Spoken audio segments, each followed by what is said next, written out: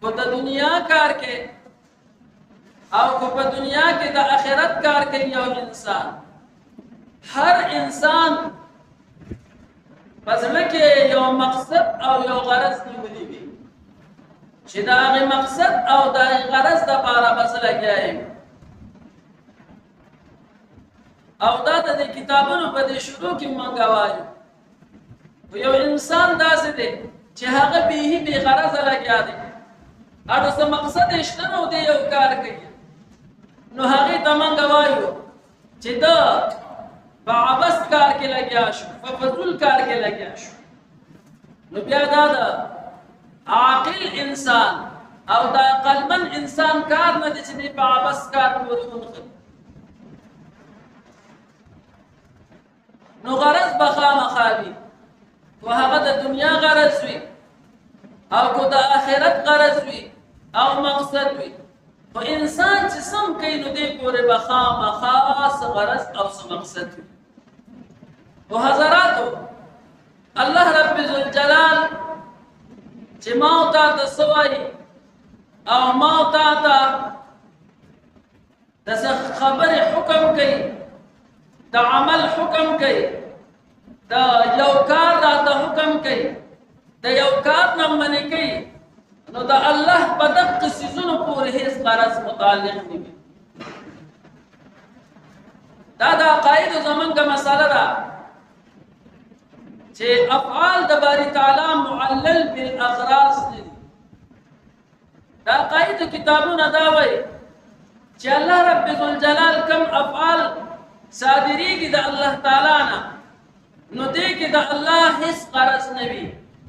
او هیڅ مقصد نه وي بلکې د انسان د نفع او د انسان د فائدې لپاره الله رب ذوالجلال یو کار بیانوي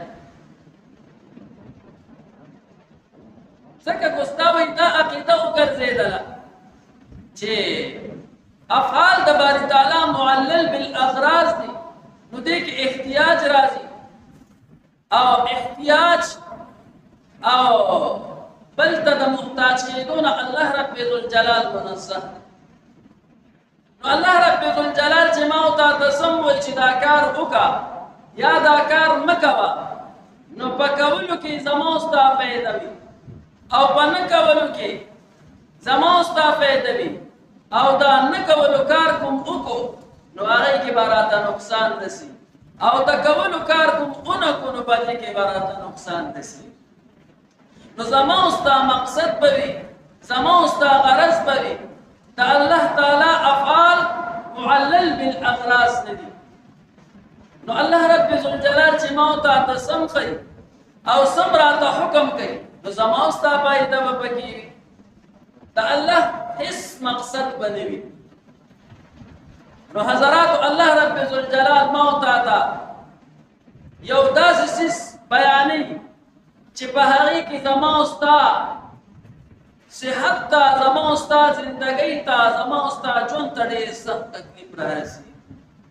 هغه کوم څیز دی الله رب ذوالجلال بیان فرمایي وذروا ظاهر الاسم وباطنه پرېږدئ ښکاره ګناه وباطنه او پټ د هغې کو ګناه ښکاره ده او کو ګناه پټه ده الله رب ذوالجلال ما او تا ته وایي دا پرېږدي ځکه دا ګناه چې کومه ده زما او ستا دپاره ډېر تکلیف ده څیز دی او ضرر رسا څیز نو الله رب ذوالجلال ما او تا ته وایي ذروا ظاهر الاسم وباطنه ولئن الذين يكسبون الاثم هغه خلق چې څوک ګناه کوي سيجزون عن قريب بدويتا بدل ملو شي بما كانوا يقترفون بسبب ده هغه چې دوی کم سیس کسب کړ نو د ګناه به موت ته خامخا ضرر رارس موت ته به تکلیف رارس موت ته به نقصان رارس الله رب ذوالجلال موت ته دغه نه منې کوي کو ظاهري ګناه ده کو باطني ګناه ده د دې نه ځان وساته ولې تا ته به تکلیف رارس اوس د ګناه تکلیف څه دی نو بعضې خلک خو داسې دي چې د هغوی د ګناه په تکلیف رسېدو باندې دماغ کار نه کوي او په دنیا کې هم تکلیف شته او په آخرت کې هم شته خو د بعضې خلکو بې دماغ کار نه کوي نو د هغوی دپاره خو دا ده چې په آخرت کې سیجزون بما کانوا یقترفون ان قریب به ورته بدله میلو شي په سبب د هغه څه چې دوی دا کم ګناه کوي کمه معاصي او د آخرت سزا بیا د دنیا د سزا نه ډېره زیاته ده څومره زیاته ده نو ادنا جهنمي چې بیخي د ټولو نه کمه سزا ولا الله پاک ورکوي کمه سزا نو وی الله رب ذوالجلال به یو انسان چې د ټولو نه اخف او سپک عذاب ورکوي کمزور عذاب ورکوي هغه به الله رب ذوالجلال راونیسي او د اور پڼې به ورپخپو کړي نو چې د اور دا پڼې کله دته ورپخپو کړی شي نو د ده دا دماغ به خوټ کېږي لکه کټوۍ چې څنګه خوټ کېږي دا د ادنا جهنمي عذاب دی په آخرت بیا د دې نه به اعلا او زیات عذاب څومره وي چې دقه ادنا عذاب نو د آخرت عذاب دا د ادنا جهنمي دی د ادنا جهنمي اوس یو انسان دی هغه ته په دنیا کې معمولی اور لمبه ور ورسي نو څومره خرابوي بیا الله رب ذوالجلال به دغه جهنم ته د دې ګناه په بنا باندې دا انسان نه باسي نو کو یو ورځ یې پکې تېره کړه یو ورځ اوس د جهنم یو ورځ څومره ده قرآن کې راځي الله رب الجلال په یو آیات کې وایي 1000 سنه او په بل آیات کې وایي 50,000 سنه یو آیات کې 100 کاله او بل کې 500 کاله د جهنم ورځ ده دومره لویه ورځ نو مفسرین دغلته وایي چې دا 100 کاله ورځ ده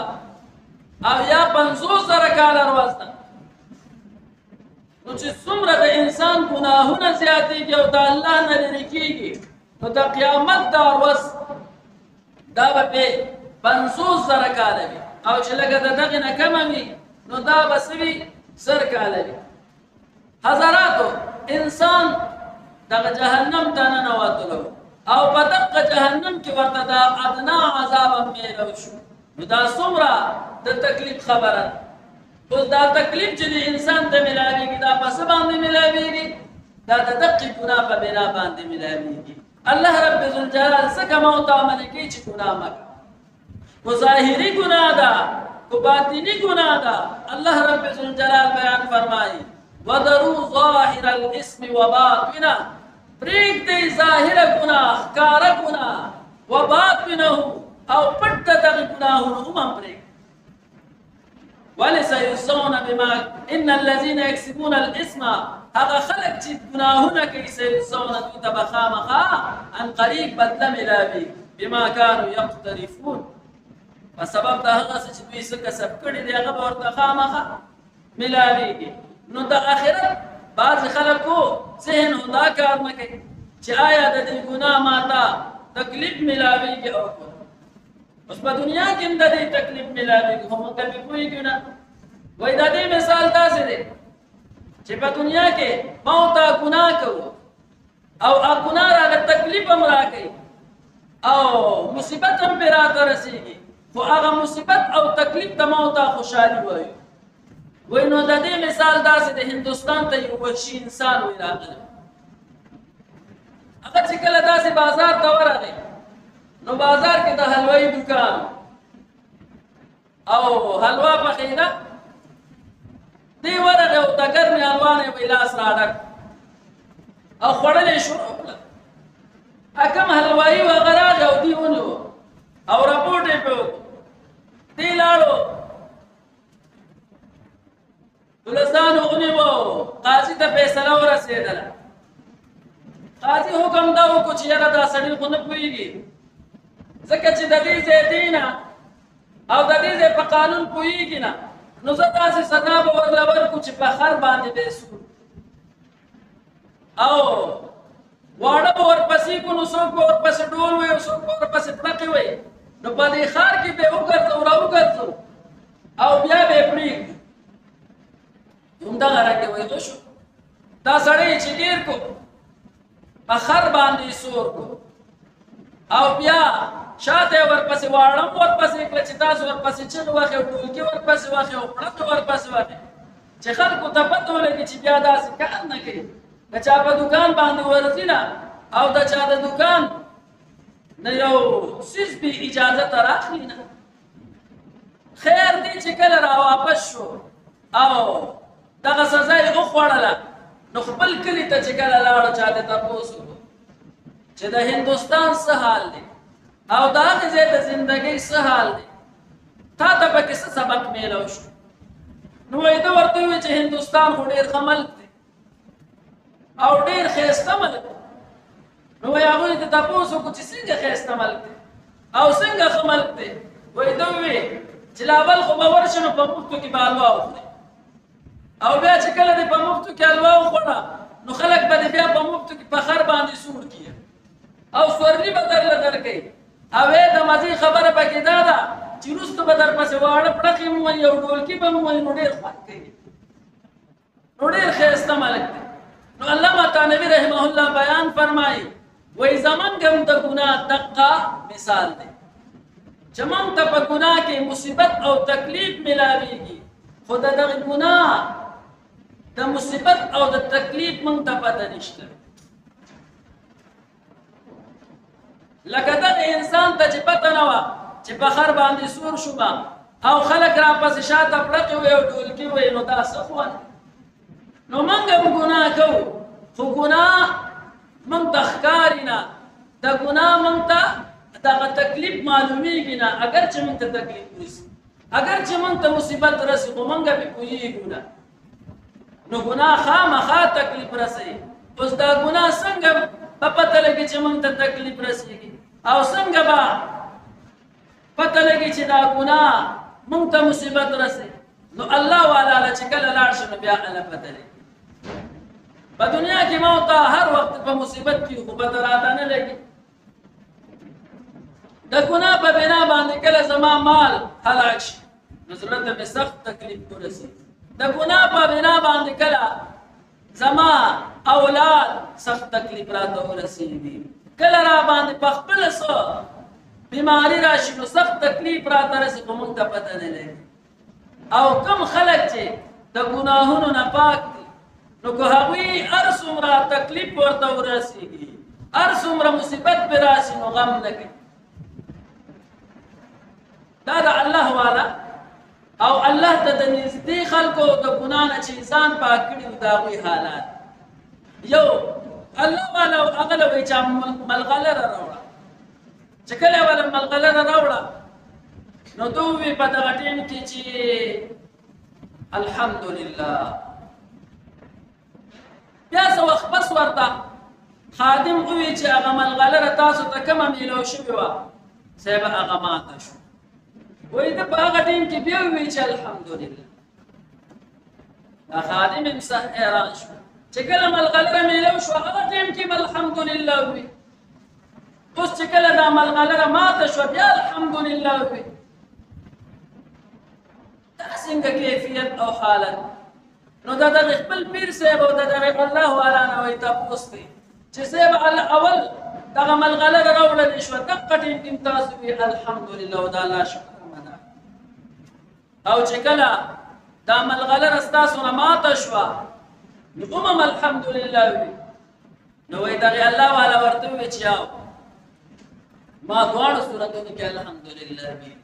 وایي د خادم ورته او د مرید ورته ووایي چې دا څنګه چل یو د غم صورت دی او بل د خوشحالۍ صورت دی نو د خوشحالۍ په صورت کې خو الحمدلله ویل پکار دي خو د غم په صورت کې الحمدلله خو نه دي ویل پکار دا تاسو څنګه په دواړو صورتونو کې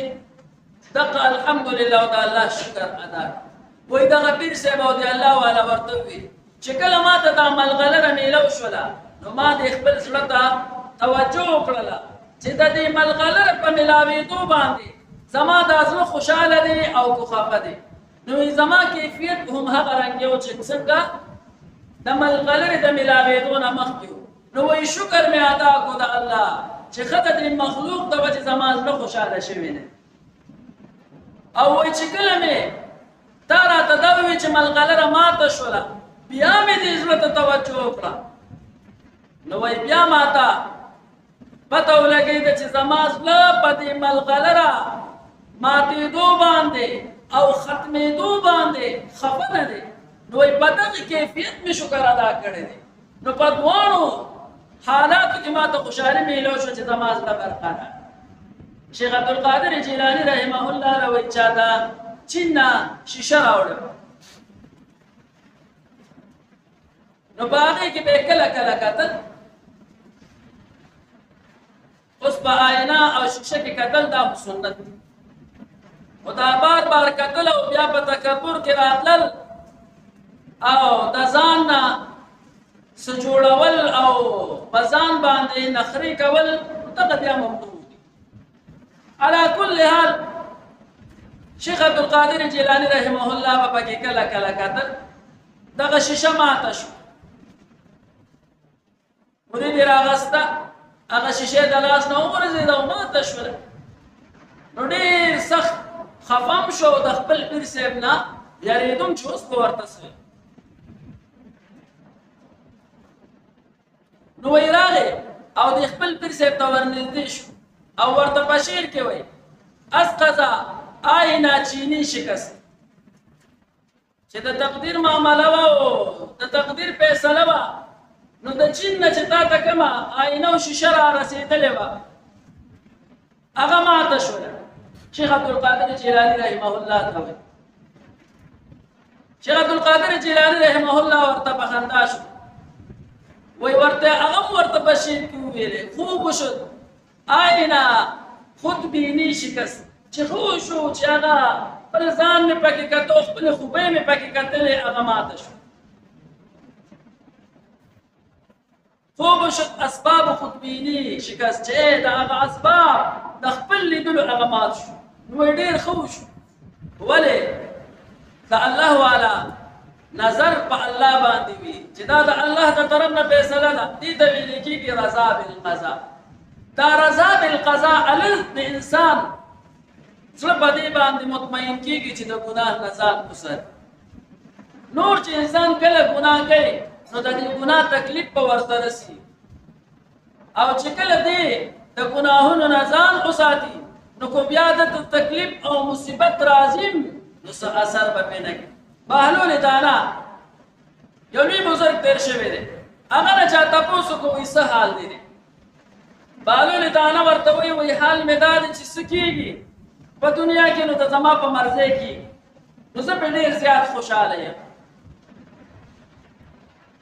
هغه ورته وایي ستا په مرضۍ باندې څنګه کېږي په دنیا کې هست په دنیا کې چې څه کېږي دا خو د الله په مرضۍ باندې کېږي، زما او ستا په مرضۍ باندې خو نه کېږي. نو دا ته څنګه وې